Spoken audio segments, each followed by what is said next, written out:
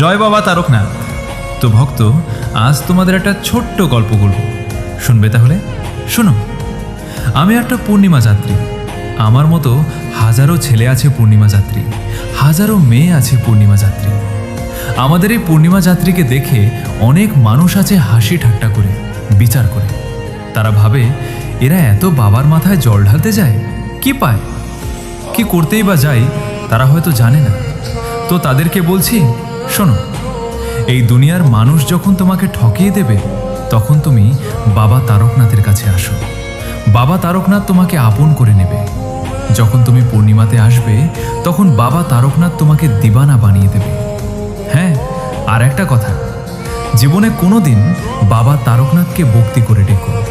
বাবা তারকনাথ তোমাকে মায়ায় জড়িয়ে নেবে, তুমি ভালোবেসে ফেলবে, কোনোদিন ভুলতে পারবে না। হ্যাঁ, এটাই আমাদের বাবা তারকনাথ।